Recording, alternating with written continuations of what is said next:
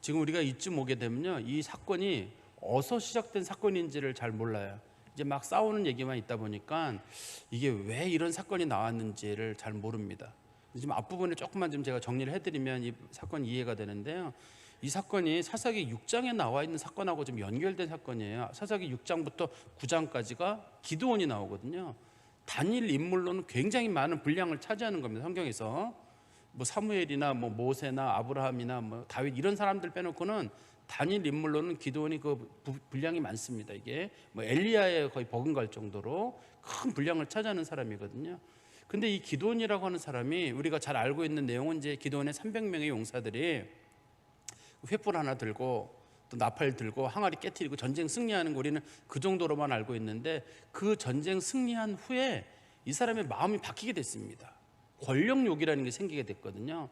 성경에서 그 전에는 이렇게 그 소위 하나님 앞에 신앙생활하던 소위 그 믿음의 가족들 내에서는 이런 권력욕이라는 건 없었어요. 물론 그 전에 아주 니무롯이라고 하는, 우리 창세기에 보면 니무롯이라고 하는 인간 사냥꾼이라고 불려지는 사람이 있었거든요. 인간 사냥꾼이라고 불리는 사람들은 권력을 위해서는 누구라도 죽일 수 있는 그런 니무롯이라는 사람이 있었어요. 그 사람이 세운 게 나중에 우리가 그 당시 바벨탑이 그거잖아요. 그때 이제 그런 사건이 하나 있었는데, 그리고 나서는 이제 소위 그 하나님 믿는 사람들의 속에서는 그런 권력욕이라는 게 없었습니다. 그런데 이 기드온이라고 하는 사람이 전쟁에서 한번 이기고 난 다음부터 그의 마음속에 내가 이 백성의 왕이 되겠다 이렇게 마음을 먹었거든요. 그래서 이제 그 사람이 그런 식의 여러 가지 일들을 하게 돼요. 성경에서는 그런 거에 대한 자세한 내용은 없습니다만 우리는 추론하기를 자식이 특별히 아들만 70명이고 또 첩도 두고 이런 경우는 뭐 성경이 유례가 없는 인물이잖아요. 저 사람이 상당한 정도의 어떤 권력에 대한 욕심이 있었구나.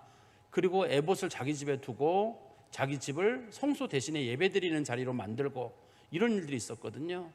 그러니까 권력을 한번 그 사람이 쥐고 나니까 다른 사람들도 나도 저 사람의 권력을 갖고 싶은 거예요. 그래서 또 다른 사람들이 그 권력을 욕심을 내는 겁니다. 그래서 기드온에게 아들이 70명 있었고 첩의 아들이 1명 있었는데, 첩의 아들이 생각하기를 나도 권력을 잡아야 되겠다. 그래서 첩의 아들이 자기 그 어머니의 고향, 그 첩이 살던 고향이 세겜이거든요. 그 사람들을 동원해가지고 기드온의 아들 70명을 바위에서 죽여버렸어요.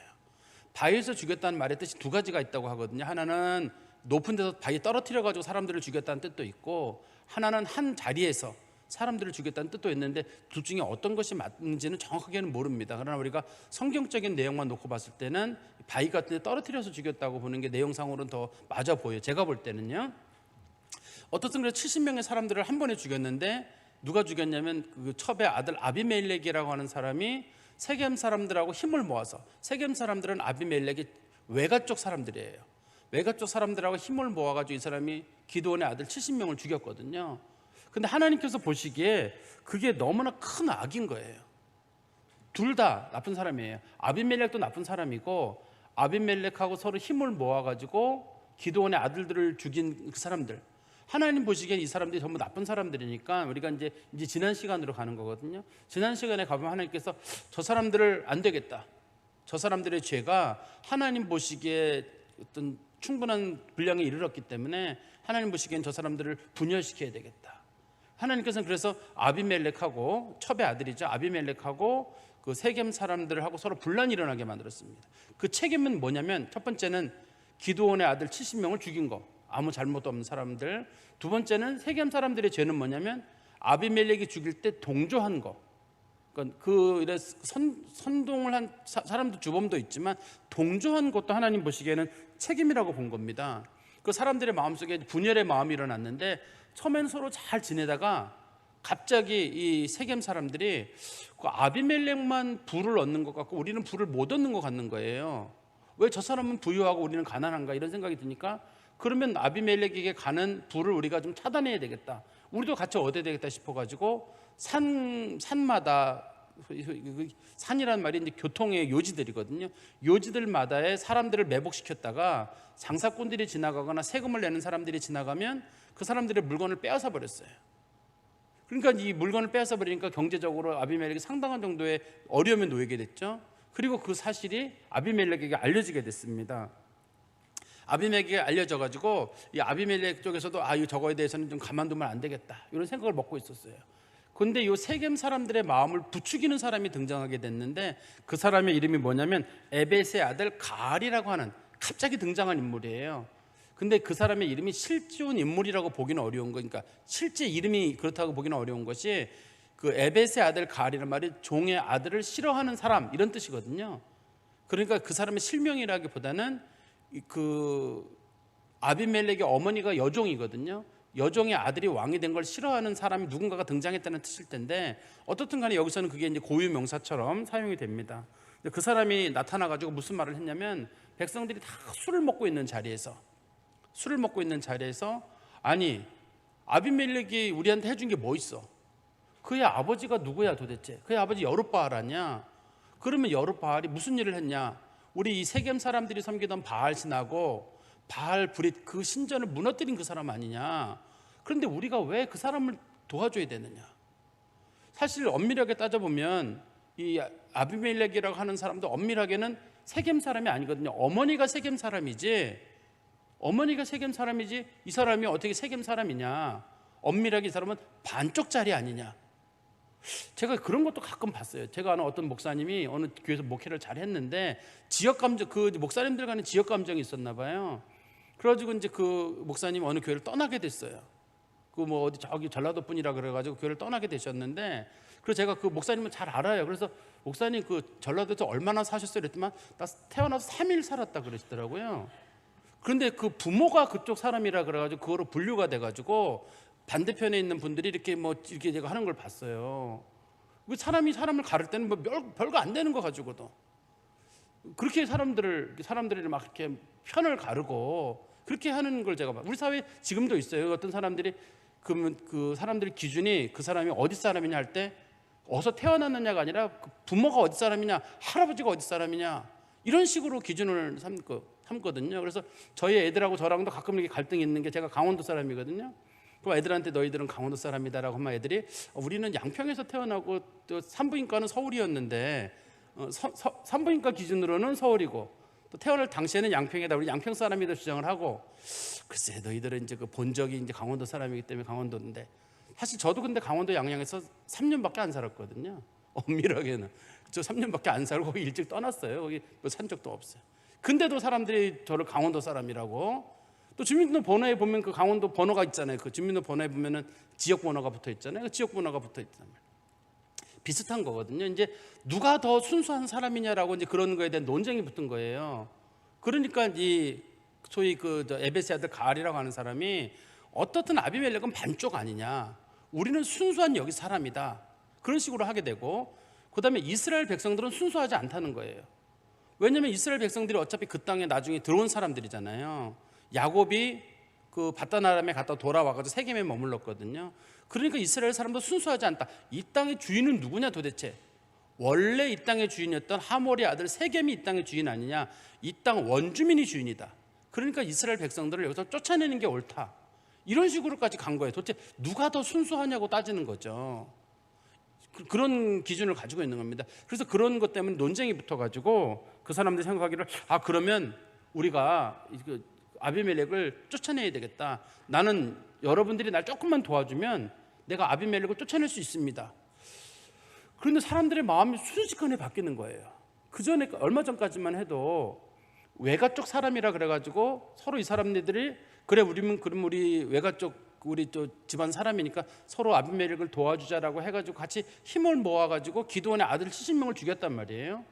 그런데 또 이 가알이라고 하는 사람이 등장해가지고 저 사람 순수하지 않으니까 나를 도와달라고 하니까 그 가족들이 그럼 이 사람을 도와주는 거예요. 또 이 사람을 도와준다 그래가지고 이 사람네들이 서로 힘을 모아가지고 지금 또 죽이겠다고, 아비멜렉을 죽이게 또 전쟁을 벌이는 거예요. 똑같은 일이 지금 역사 앞에서 반복되고 있는 거죠. 그래서 이제 우리가 지난번에 봤던 본문의 맨 마지막에 보면 어떤 얘기가 나오냐면 에벳의 아들 가알이 말하기를 그 스불이라고 하는 사람, 당시에 이제 세겜의 그 방백, 세겜을 지키는, 우리로 말하면 이제 시장이죠. 세겜 시장이 누구냐면 스불이라고 하는 사람인데, 이 사람이 아비멜렉이 거기에 시장으로 세운 사람이에요.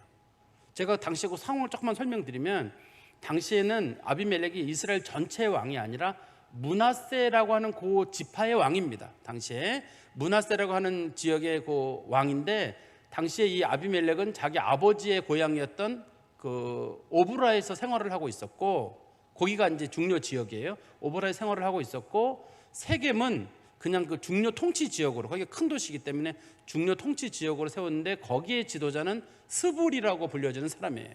그리고 스불을 거기다 세워놨는데, 이 스불에게 이 가알이라고 하는 사람이 얘기를 한 거예요. 술 먹어가지고 술에 취한 상태에서 뭐라 그러냐면, 내가 아비멜렉 쫓아낼 거고, 스불도 순수한 사람 아니까 스불도 쫓아낼 거고, 우리가 한번 전쟁해 보겠다, 이런 식으로 얘기를 한 거죠. 그러니까 이제 이 얘기를 들은 사람, 스불이라는 사람이 얘기를 들었는데, 스불이 어떻든 이 그 세겜이라고 하는 지역의 시장이에요. 그렇지만 당시에 술 먹은 가알이 생각하기로는 설마 이 얘기가 나가겠는가? 그리고 성을 이미 점령을 했거든요. 가알이 성을 점령을 했기 때문에 여기서 스불이 바깥으로 얘기가 못 나갈 거라고 생각을 했어요. 정보가. 그래가지고 하고 싶은 얘기들을 다 했거든요. 근데 스불이라고 하는 사람이 이 얘기를 듣고 이 얘기를 아비멜렉에게 알려주게 됩니다. 이제 오늘 본문이 그렇게 시작되는 거거든요. 좀 제가 길게 설명드렸는데요. 우리 30절에 가보시면, 그 성읍의 방백이란 말은 시장, 우리나라 말로 군수 이런 뜻입니다. 그 성읍의 방백 스불이 에벳의 아들 가알의 말을 듣고 노하여. 노하여란 말에 왜 노했냐면, 일단 아비멜렉에게 반대하겠다.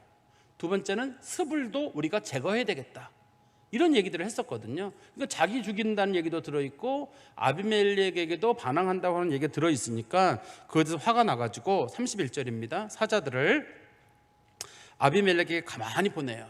이거는 가만히 보냈다는 말은 가만히 보낼 수밖에 없어요. 자기가 지금 세겜이 성으로 돼 있는데 그 성에 자기도 지금 고립된 상태로 있는 거거든요. 그러니까 몰래 전령을 보내가지고 이 상황을 알려주는 겁니다. 뭐라고 얘기했냐면, 31절에 다시 보시면, 사자들을 아비멜렉에게 가만히 보내어 이르되, 보소서 에벳의 아들 가알과 그의 형제들이 세겜에 이르러 그 성읍이 당신을 대적하게 하니. 지금 세겜성에서 쿠데타가 일어났습니다. 지금 쿠데타가 일어났는데 당신이 이걸 마음에 잘 준비를 하셔야 될 것 같습니다. 사실 이제 오브라가 그 당시에 중요 수도예요. 그 사람들이 살고 있는 지역. 그렇지만 군인이 제일 많거나 인구가 제일 많은 지역은 세겜이거든요, 당시에. 그러니까 여기서 뭔가 쿠데타가 일어나게 되면 당신에게 위험한 상황이 되니 당신이 아무래도 준비를 해야 될 것 같다. 그런데 딱 준비할 수 있는 날이 오늘 밤밖에 없어요. 왜 오늘 밤밖에 없냐면, 우리 27절에 한번 보세요. 27절에 보시면 오늘 밤만 이유가 있습니다. 거기에 그들이 밭에 가서 포도를 거두어다가 밟아 짜서 연회를 베풀고 그들의 산당에 들어가서 먹고 마시며 아비멜렉을 저주했다. 이날 이 사람들이 너무 기분이 좋아가지고 술에 잔뜩 취해 있는 날이에요. 근데 술에 잔뜩 취해 있는 날인데 이 사람들이 군사적으로나 인구에 있어서 세겜이 훨씬 많습니다. 숫자가 많기 때문에 이 사람들이 정신을 차리면 아비멜렉이 전쟁에 지게 돼요. 지게 되니 당신이 뭔가 방법을 찾아내야 되는데, 이 스불이라고 하는 사람이 상당히 지혜로운 사람이라 그 사람이 이렇게 얘기를 하죠. 우리 32절에 보시면, 당신은 당신과 함께 있는 백성과 더불어, 숫자가 많지는 않지만 지금 당신과 함께 오브라에 있는 그 사람들과 더불어 밤에 일어나 밭에 매복하였다가, 지금 밤에 빨리 움직이셔야 합니다. 이 사람들이 술 먹고 지금 취해 있으니까 밤에 움직여라. 낮에 움직이면 분명히 지나가는 사람들이 볼 거기 때문에 밤에 움직여야 합니다. 두 번째는 밭에 매복해라. 이 성경에 보면 밭이란 말이 이제 몇 개가 나와요. 이 밭이란 말이 몇 개가 나오는데 32절에도 밭이 나오죠. 그 다음에 우리 쭉 가보시면 37절에도 밭이라는 말이 나오죠. 거기도 밭이 나오고 42절에도 가면 밭이란 말이 나오거든요. 근데 이게 우리나라 말로 다 밭인데 원어상으로는 좀 달라요. 이 밭이란 말이. 요 32절에 밭이라는 말하고 37절에 밭이란 밭 가운데, 요거는 같은 말이에요. 그럼 42절에 나오는 밭은 단어가 달라요. 근데 왜 다르냐면 한번 보세요. 37절에 보시면 이런 표현이 있습니다. 가을이 다시 말하여 이르되 보라 백성이 밭 가운데를 따라 내려온다, 이런 표현을 쓰잖아요. 그러면 내려온다는 말을 썼다는 얘기는 밭이 위에 있다는 뜻이잖아요. 지금 그런 뜻이에요. 그래서 원래 성경책에 보시면 밭 가운데란 말이 영어 성경에는 뭐라고 됐냐면 그 땅 가운데서 가장 높은 지역, 이렇게 되어 있습니다. 영어로는 이걸 highest place라고 하거든요. 그 땅 중에 제일 높은 지역이라는 뜻인데 우리나라 말로 번역을 할 때 이거를 밭 가운데라고 번역을 했어요. 왜 밭 가운데로 번역을 했냐면 요 밭의 가장 높은 부분이란 말이 원래 단어의 뜻은 밭의 배꼽이란 뜻이거든요. 밭의 볼록 튀어나온 부분, 그렇게 부르는 말이거든요. 그래서 우리나라 사람들은 이거를 배꼽이니까 정 가운데라고 번역을 해야 되겠다라고 이제 번역을 한 겁니다. 이거를 번역을 했지만 원래 그래도 원문의 뜻을 가장 잘 살린다 그러면 그 지역에서 제일 높은 지역, 산은 아니지만 그래도 평지 가운데 제일 높은 지역 이런 뜻이거든요. 그러니까 매복을 하는 장소를 하나는 매복하는 시간은 밤에 매복을 해라. 두 번째는 밭에 높은 지역에 거기 매복을 해라. 그래야지만이 저기 어디 숨어 있는지 볼 수 있을 거 아니에요. 그리고 33절입니다. 아침에 해 뜰 때 당신이 일찍 일어나 이 성읍을 엄습하면 가알과 그와 함께 있는 백성이 나와서 당신을 대적하리니 당신은 기회를 보아 그들에게 행하소서. 아침이 되면 이 사람네들이 술 취한 상태, 얼떨떨한 상태에서 분명히 성문을 열고 바깥으로 나올 거예요. 전쟁을 하겠다고. 만약에 성문이 안 열려 있으면 못 쳐들어가요. 이 성 자체를. 워낙 그 돌로 다 잘 지은 성이기 때문에 못 쳐들어가기 때문에 그 성에 힘을 안 들이고 할 수 있는 방법은 밤에 가서 매복하고 있다가 아무것도 아닌 것처럼 매복하고 있으면 가알과 이 사람네들이 분명히 전날 얘기했잖아요. 전쟁 한번 하자 그랬으니까 아침에 오면 분명히 성문을 열어놓을 거거든요. 그러면 성문 열어놓는 그 시간에 당신이 쳐들어와라. 이런 식으로 얘기를 한 거예요. 이런 식으로 얘기를 한 거니까 지금 이 얘기를 누가 알고 있는 거냐면 세겜성의 방백인 스불이 지금 이 얘기를 하고 있는 거잖아요. 그럼 스불은 이 얘기를 어떻게 하게 됐냐? 가알이 얘기를 해줬어요. 이미 술에 취해가지고. 아니 아비멜렉은 누군데? 스불이 뭔데? 한번 아비멜렉의 얘기 전쟁 한번 붙자 그래라. 이런 식으로 얘기를 했는데 설마 정보가 나가리라고 생각을 못했지만 스불이 그 정보를 알고 있었거든요. 근데 스불이라는 사람이 정보만 알고 있는 게 아니라 상당히 지혜로운 사람이잖아요. 상당히 지혜로운 사람이라 가지고 지금 쿠데타가 일어났습니다 이렇게만 얘기하는 게 아니라 어떻게 움직여야 되는지를. 지금 이 스불이라고 하는 사람이 아비멜렉의 오른팔 같은 사람이거든요. 그래서 우리 이제 전쟁으로 말하면 제갈국명 같은 사람이라 아이디어를 주는 거예요. 밤에 공격하십시오. 제일 높은 곳에 매복하십시오. 그러다가 아침에 성문이 열리면 공격하십시오. 왜냐하면 아비멜렉은 이런 거 잘 모르는 사람이니까 스불이라고 하는 사람이 아주 꼼꼼하게, 왜냐하면 이 지역, 자기가 이 세겜이라고 하는 지역에서 오랫동안 시장으로 지내다 보니까 이곳에 있는 정서를 너무 잘 알아요. 아무리 아비멜렉이 힘이 세도 이 땅을 여기를 점령할 수는 없어요. 그러니까 문이 열릴 때까지 기다렸다가 문 열고 나오면 새벽에 아침에 일찍 그 성을 공격해라 라고 얘기를 하는 거죠. 그러니까 이 본문에 봤을 때 가알이라고 하는 사람이 스불이라고 하는 사람을 너무 얕잡아 봤어요. 아비멜렉이라고 하는 사람은 제대로 봤는지 모르겠는데 스불이라는 사람을 너무 얕잡아 봤어요.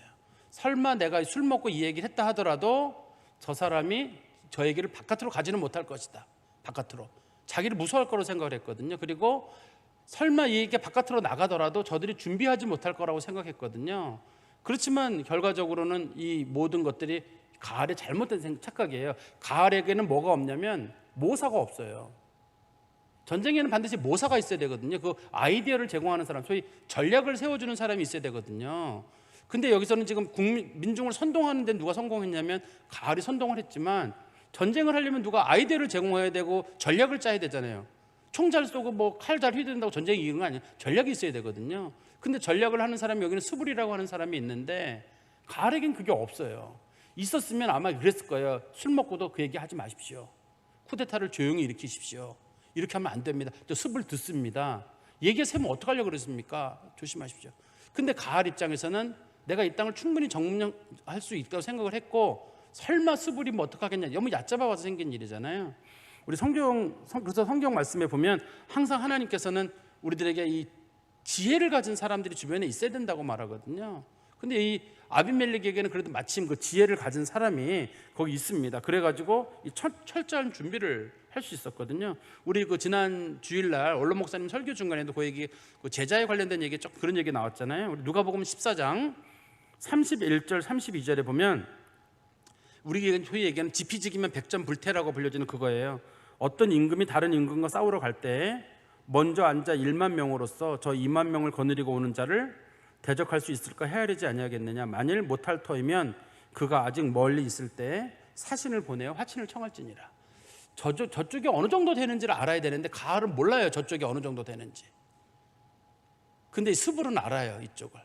그럼 누가 이기나요? 군사는 이쪽이 많아요. 세겜에 있는 가을이 많지만 적을 제대로 알고 있는 수불이 여기 들어있고 이 가을은 저쪽을 전혀 파악을 못하고 있는 거거든요. 그래서 지금 이 자기가 가지고 있는 것만 보고 나가지고 이길 거라고 생각했는데 결과적으로는 그것 때문에 이제 지게 됩니다. 34절에 가보시면 아비멜렉과 그와 함께 있는 모든 백성이 밤에 일어나 네 떼로 나누어 세겜에 맞서 배복하였더니, 네 떼로 나눴다는 이유는 두 가지 뜻이 있겠죠. 많은 사람들이 움직이게 되면 이게 유격전이나 매복전이 안 이루어질 테니까 최소한의 그 인원을 가지고 네 개로 팀을 나눠 가지고 공격을 하는 방법, 그 다음에 네 개로 매복을 하는 경우 이게 그 공격이 용이할 거예요. 네 군데서 공격을 하면 되니까요. 향후 이제 네 군데서 공격을 할 거거든요. 그렇기 때문에 사방에서 공격을 하기 위해서 팀을 네 개로 나눈 겁니다, 지금. 그러니까 작은 팀, 이게 한 팀이 걸리더라도 나머지 때가 팀이 전쟁을 할 수 있도록, 그래서 아주 그 주도 면밀한 방법으로 지금 전쟁을 하게 되는 거죠. 그리고 성경에 다시 가보시면 다시 제가 34절 다시 읽어드리겠습니다.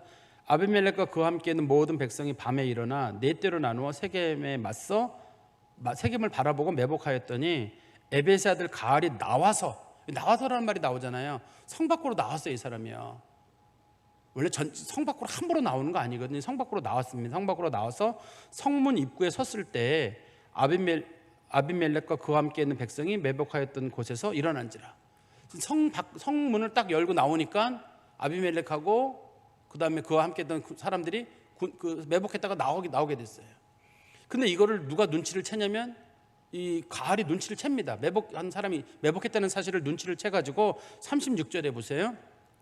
가알이 그 백성을 보고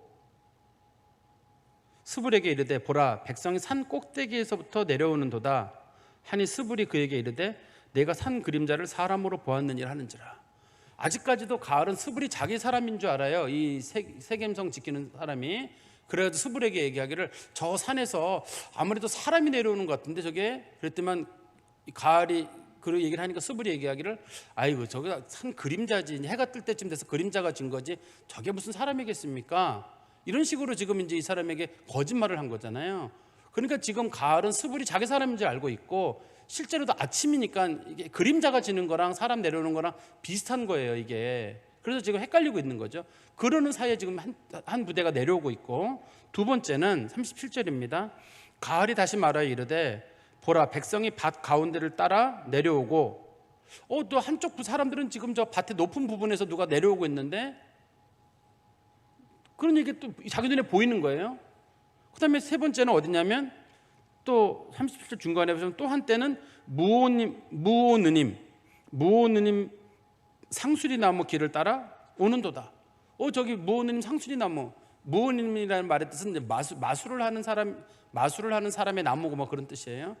요 무오느님 상수리 나무는 어디에 나오냐면 앞에 9장 6절인가 보면 아비멜렉이 왕이 될 때 그때 그 사람들이 같이 옆에서 신전에 있는 사람들하고 함께 이렇게 왕이 될 수 있도록 추대해 준 그 장소거든요.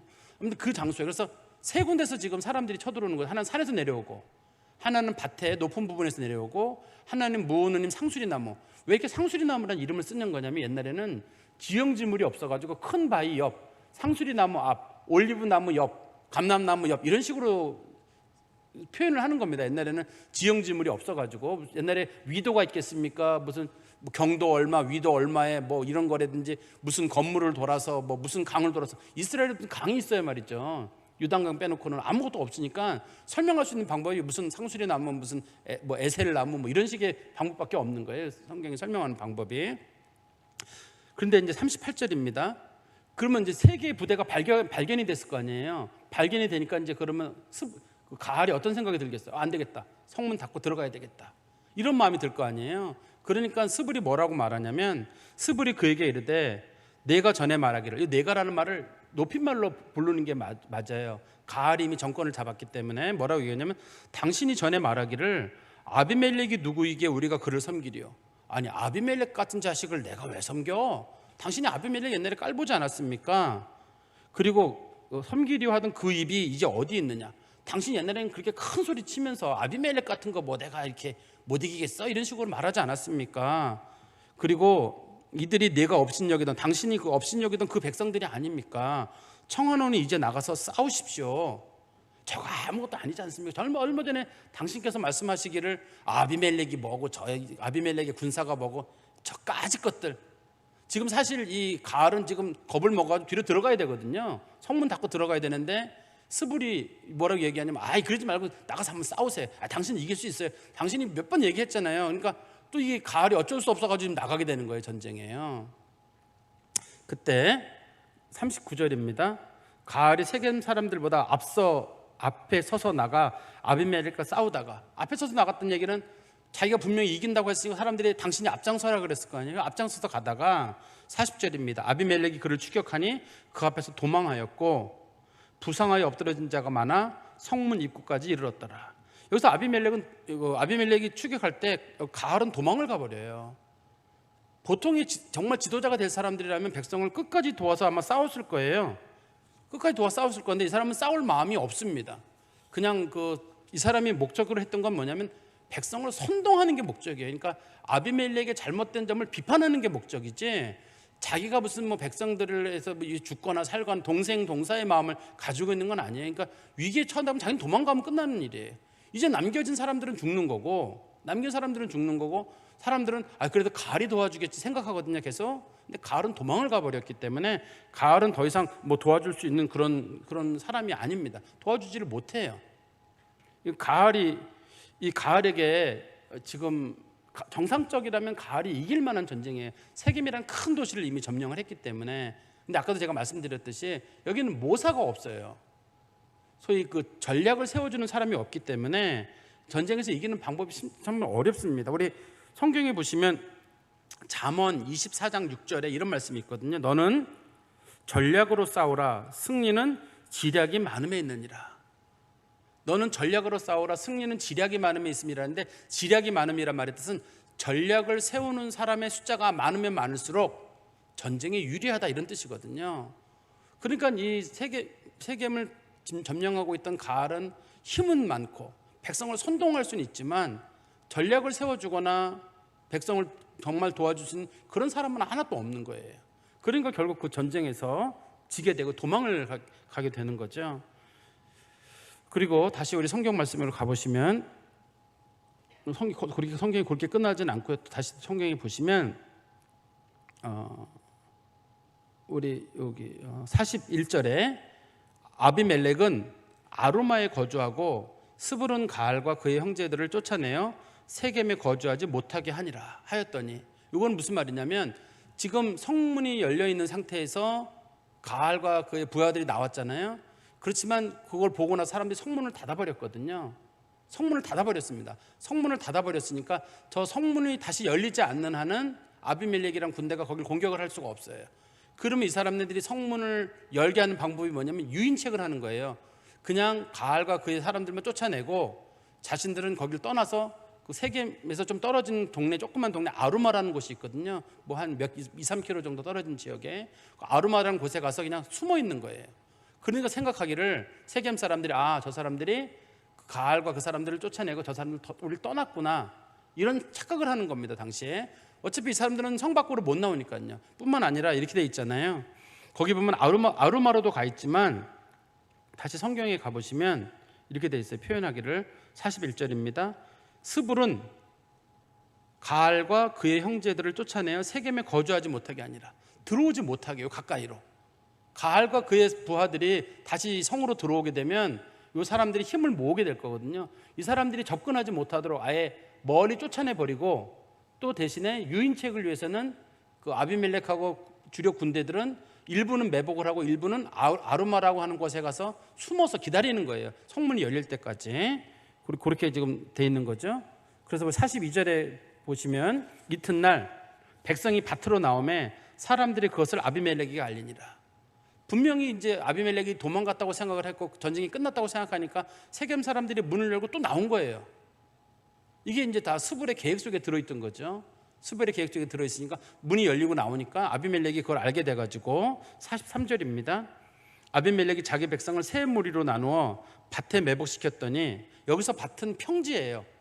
그 세겜에 있는 전쟁을 할 만한 큰 평원 있잖아요. 거기를 부르는 말입니다. 단어가 좀 다릅니다. 이게 위에 나오는 그 밭 가운데 할 때 그런 단어랑 좀 다른 단어예요.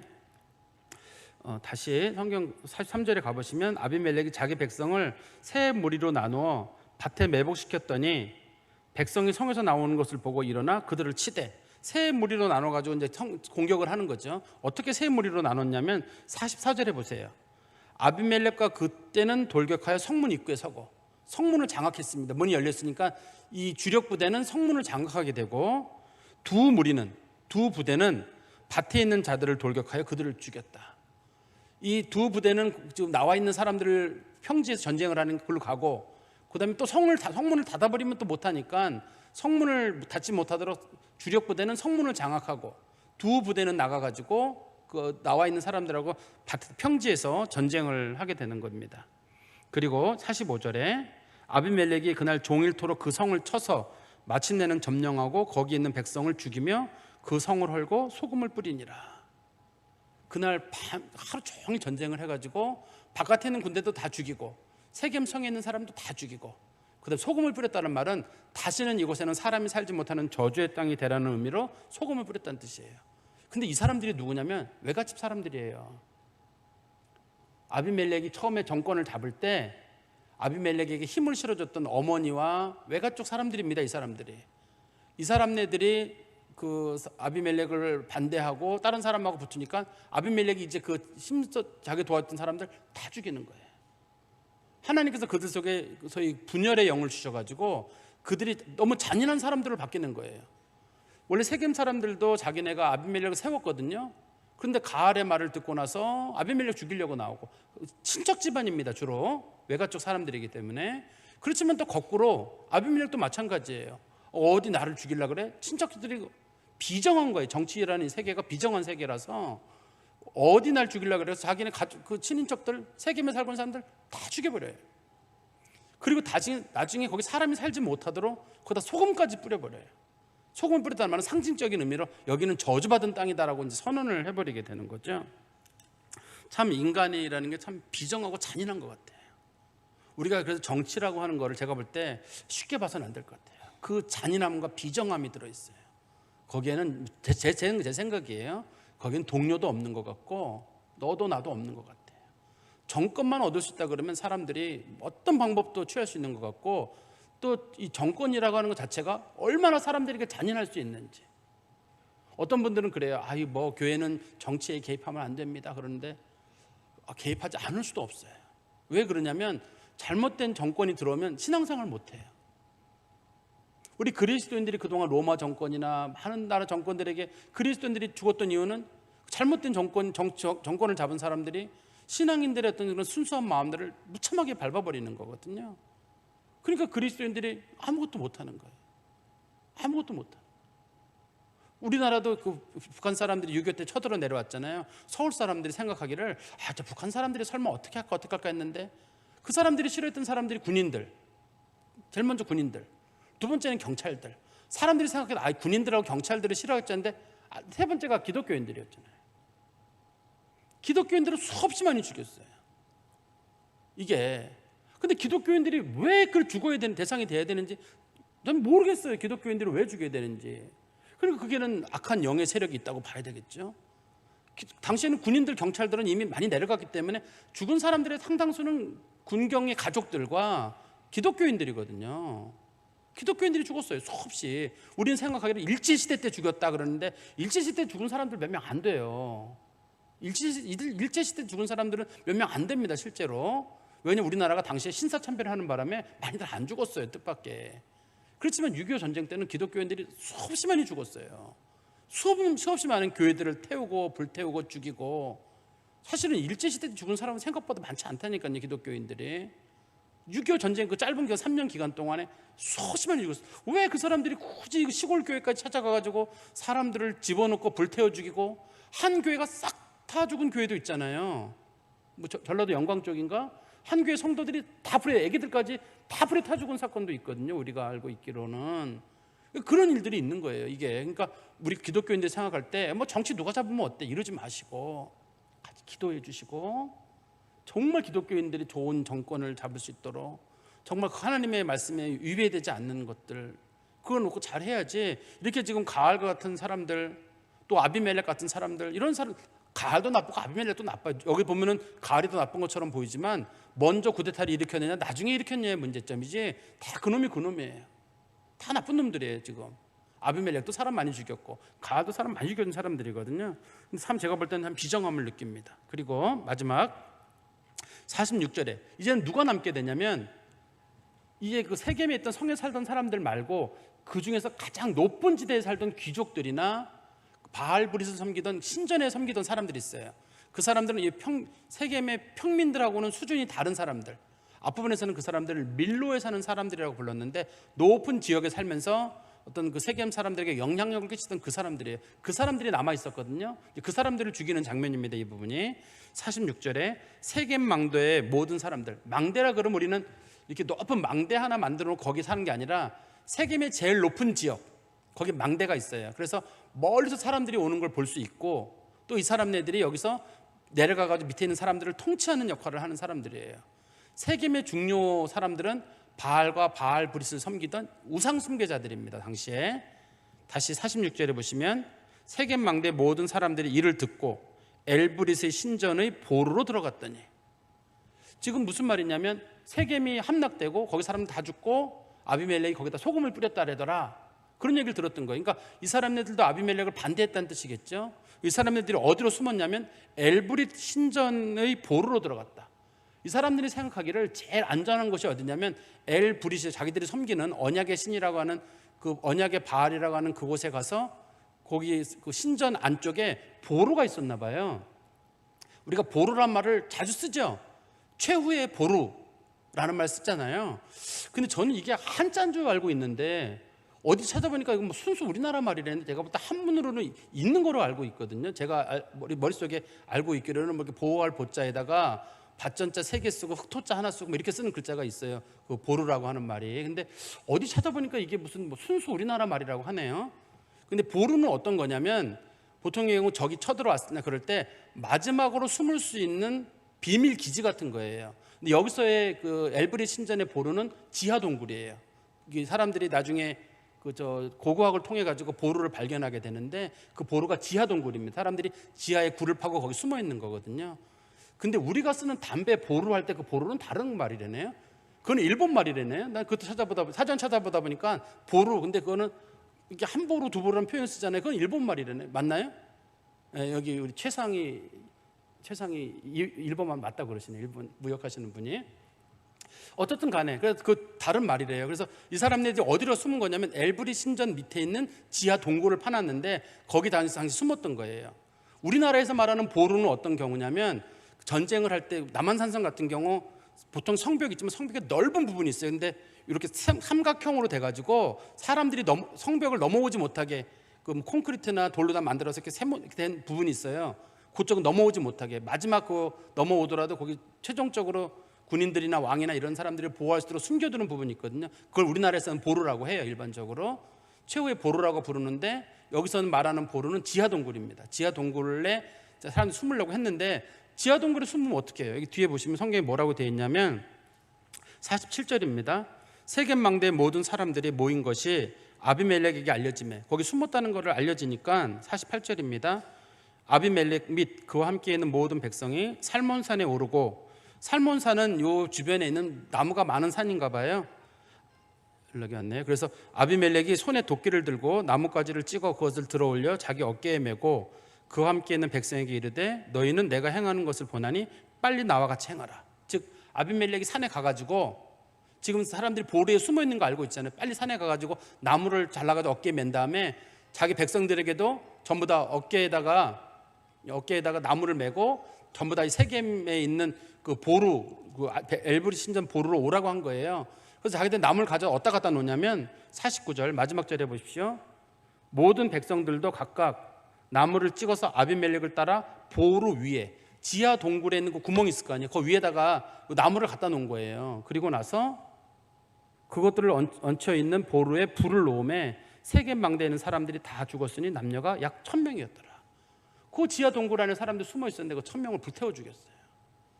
참 잔인한 사람이죠. 좀 비정하다고 제가 아까도 말씀드렸었는데, 이게 어떻든 간에 자기네랑 친인척 관계에 놓여 있는 사람들일 텐데, 처음에는 그 기드온의 아들 70명을 바위에서 떨어뜨려 죽이고, 여긴 사람들 70명을 불에 태워 죽이고, 앞에서는 또 세겜에 있는 사람들 다 죽여 소금 뿌려 죽이고, 그러니까 여러 가지 방법으로 사람들을 죽이는데 그 죽이는 모습들이 참 잔인하다는 생각이 듭니다. 다시 한번 좀 결론을 말씀드리면, 이 모든 사건이 어디에서 비로소 그 예언이 돼 있었냐면, 앞부분에 보시면 그 여룹바알, 소위 기드온의 아들, 막내 아들 요담이 살아 있었었는데, 요담이 그런 예언을 했었어요.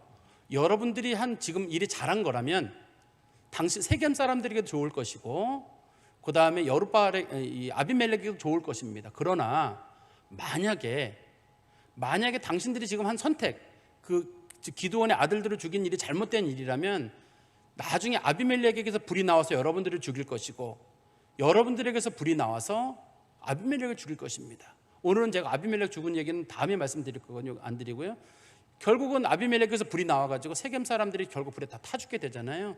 이거 9장 20절인가에 보면은 나와요. 9장 20절에 보시면 제가 읽어드리겠습니다. 그렇지 아니하면 아비멜렉에게서, 그렇지 않다는 말은 너희들이 지금 그 기드온의 아들을 죽인 것이 하나님의 뜻이 아니라면 그런 뜻이에요. 아비멜렉에게서 불이 나와서 세겜 사람들과 밀로의 집을 살을 것이요, 세겜 사람과 밀로의 집에서도 불이 나와 아비멜렉을 살을 것이니라. 밀로가 아까 조금 말씀드렸던 보루예요. 그 엘브릿의 신전 밑에 있는 보루거든요. 거기 제일 높은 지역에 살던 사람들의 그 지하 창고 같은 거예요. 결과적으로 그거 다 죽게 되잖아요, 사람들이요. 어떻든 간에 저는 이런 모습을 보면서 그런 생각이 들어요. 사람이 자기가 이렇게 불에 타 죽는 걸 보면 얼마나 뜨겁고 고통스럽겠어요. 근데 이 사람네들이 기드온의 아들들을 바위에 떨어뜨려 죽일 때는 그 고통을 몰랐어요. 자신들이 정권을 잡아야 된다는 생각 때문에 기드온의 아들 70명을, 그 딸들도 있으니까 딸들도 죽였을 거 아니에요. 그러면 그 많은 사람들을 죽일 때 양심의 가책이 없어요. 그렇지만 우리는 보면서 70명의 1000명의 사람들이 불에 타 죽일 때 얼마나 뜨거울까. 아픈 거나 뜨거운 건 다 똑같아요, 사람은. 근데 사람들이 참 얼마나 잔인한지 남이 아픈 건 몰라요. 그 말에 사람이 얼마나 아플지 몰라요. 그 사람이 얼마나 아픈지도 몰라요. 그러니까 사람이 죽이고 총으로 쏘고 칼로 찔릴 수 있는 거예요. 근데 자기가 똑같은 일을 당하면 그렇게 고통스러워해요. 살려달라고 그러고 아프다 그러고. 다 똑같은데 사람은 조그만 거 찔려도 똑같이 아프고 똑같은 피를 흘리고, 피부 색깔이 좀 다르든 뭐든 간에 똑같이 다 빨간색 피를 흘리고 다 똑같이 살게 돼 있거든요. 근데 사람들이 남한테 무자비한 말을 하고 무자비한 행동을 하고 인생의 가책을 못 느껴요. 자기가 당하면 알아요. 자기가 당하면 아는데 사람이 그거 당하지 않고도 알아야 되잖아요. 얼마나 아플지. 어떤 사람들은 난 네가 그 말에 상처받을 줄 몰랐어. 왜 몰라요? 사람인데 다 똑같은데 어떻게 나는 상처받을 줄 알고 그 사람 상처받을 줄 왜 몰라요? 내가 마음 상하면 그 사람도 상한 거고, 난 네가 그렇게 아플 줄 몰랐어. 왜 몰라요? 나도 아프면 아픈 거고, 난 네가 두려워할 줄 몰랐어. 나도 두렵고 그 사람도 두렵고, 다 사람은 똑같잖아요. 근데 이 얘기 보면서 사람들이 잔인해지니까 다른 사람 죽는 것도 모르고, 또 그 사람 하나님께서 그래서 기드온의 아들들의 그 죽음을 기억하게 하려고 함께 그 죽음에 동참했던 세겜 사람들 불에 태워 죽을 때 그 사람들이 불에 타라 죽으면 생각했을 거예요. 기드온의 아들들은 바위에서 떨어져 죽을 때 고통스럽겠구나. 아마 그 생각을 잠깐 하진 않았을까 하는 그런 생각을 해봅니다. 또 저는 이 말씀을 보면서 또 한 가지 깨닫는 것은, 우리 그리스도인들은 절대 이런 잔인한 일에 좀 연루되지 않았으면 좋겠어요. 사람들은 정권이나 그런 걸 통해 가지고 막 사람들에게 잔인하게 행동하고 보복하고 내 분만 풀릴 수 있다 그러면 어떤 행동도 할 수 있는데, 그리스도인들은 그러면 안 돼요. 우리 아까 집사님께서도 기도하실 때 보면 하나님을 사랑이 많으시고 은혜가 풍성하신, 이렇게 하나님을 불렀단 말이에요. 하나님이 자비롭고 은혜로우신 분이라면 우리 그리스도인들도 하나님을 아버지라고 하고 하나님의 성품을 본받아서 웬만하면 성도들에게 너그럽고 자비롭게 행동을 해야지, 나는 너그러운 하나님의 은혜를 받고 다른 사람들에게는 잔인하게 하고, 그건 하나님의 은혜를 받은 사람들의 일이 아닐까. 하나님 보니까 공의로우신 분이에요. 그대로 돌려주시잖아요. 하나님 심판 꼭 하시는 분이시거든요. 하나님 그냥 지나가는 분 아니거든요. 하나님은 참 두려운 분이기 때문에 내가 사랑과 은혜를 베풀면 사랑과 은혜가 돌아오는 거고, 내가 잔인함을 베풀면 그대로 잔인함이 돌아오는 건데, 이 말씀 보면서 참 하나님의 공의 놀라움을 깨닫습니다. 우리 그리스도인들도 늘 사랑과 은혜로 사람들에게 베푸신 성도 되시기를 간절히 소망합니다. 기도하겠습니다. 하나님 아버지, 주님 은혜 감사합니다. 하나님께서는 공의로우신 분이시고 악에 대해서 반드시 심판하시는 분이시라, 세겜 사람들이 기드온의 아들들 죽인 것에 대해서 하나님께서 그대로 갚으시는 모습을 봤습니다. 하나님 아버지, 참 하나님은 두렵고 떨리는 분이심을 저희들이 잘 알고 있사오니, 하나님을 사랑이 많으신 분으로 대하는 것도 좋지만 하나님 항상 두렵고 떨리는 마음으로, 경외하는 마음으로 설 수 있도록 하나님 저희를 붙잡아 주시옵소서. 또한 하나님은 우리 모든 사람들을 다르게 만들지 않으셔서 조금 다른 것들이 있더라도 우리는 99%가 비슷한 면을 가지고 있어서 아프고 슬프고 배고프고 다 똑같이 느끼는 줄 압니다. 하나님 아버지, 다른 사람의 처지에 설 줄 아는 사랑이 많은 그리스도인 되게 하여 주시옵소서. 예수 그리스도의 이름으로 기도하옵나이다. 아멘.